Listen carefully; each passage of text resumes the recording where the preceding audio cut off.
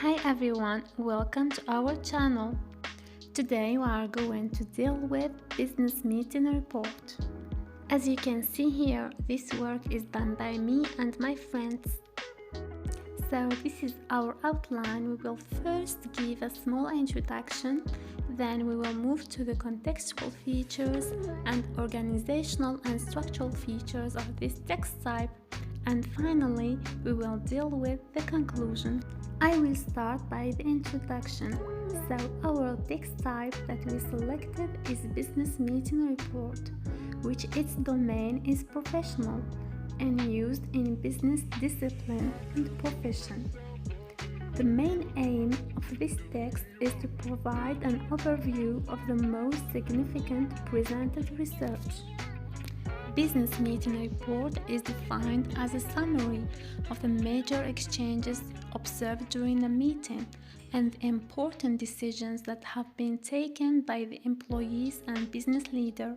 Now we move to our sample that is conducted by Ella Rankin, which is a discussion about the competition status and employees' performance and productivity rate.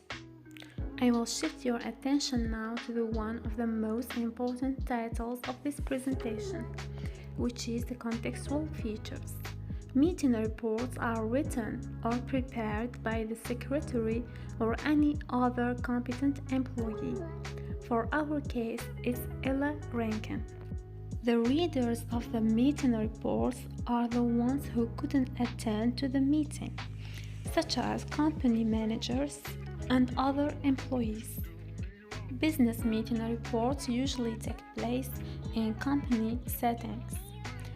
For our sample, it took place in the Mueller law firm on July 18, 2022. The purpose behind writing those reports is to help employees to keep track of the informed decisions that have been discussed.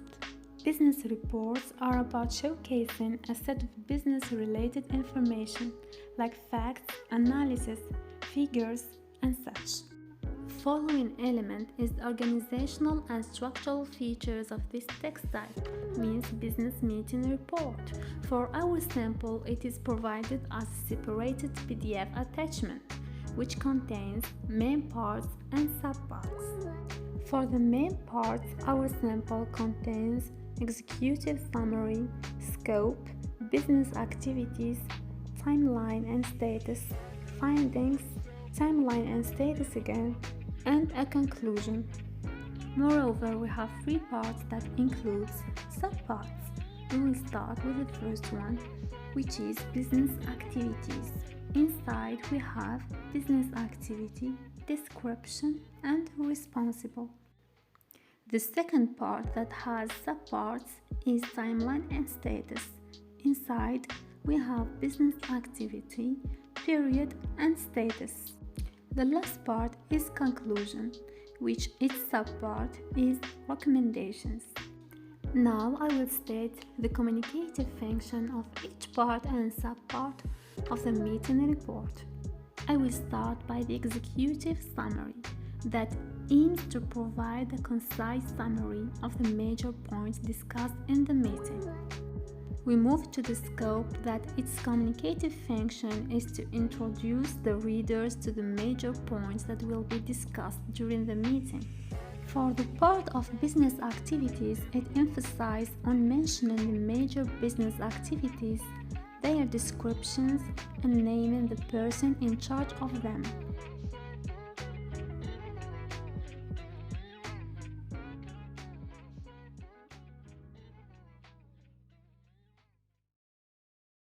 For its subparts, we have business activity that mentions the exact business activity or topic that will be dealt with, and description that focuses on giving sufficient details about the business activity under question. And finally, we have a responsible. It states the names of the persons responsible for directing the given topic. Then we have timeline and status as a main part, which deals with mentioning the business activities, their date, and whether they are completed or not. For its subparts, we have business activity that mentions the exact business activity or topic that will be dealt with. Then period. Period indicates the exact date of the meeting at which a specific business activity will be conducted.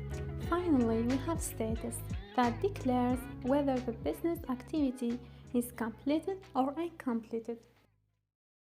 For the communicative function of the findings is about to describe the results obtained from the analysis of the business activities or the topics that have been discussed during the meeting. Now we have the part of conclusion that seeks at developing recommendations and hypotheses based on meetings observations. Inside it we have recommendations as a subpart, which consists of citing important recommendations to be evaluated as decisions. Now we arrive to the last part of our presentation, which is grammar and lexis usage in this text type, which is business meeting reports. As each field of life has its own grammar and lexis usage, so does business meeting report. For its grammar, it should consist of concise and precise sentences with a conveyed meaning. For its lexis, this sample involved specific vocabulary and lexis highly related to business English. I will provide some examples with their meanings. For instance, we have expertise, which is a high level or skill that business people acquire. We have also report. Report means giving description or information in relation to the project. We have also future cases, means the upcoming issues that a company might expect. We have other examples for sure as business activity, meeting, productivity rate, and so on and so forth. Finally, the conclusion. Business meeting report is of no less significance than the actual meeting. It means that those reports play a major role in the progress and continuity of the business. That's all for today. Thanks for watching and thanks for your attention. See you in the upcoming videos.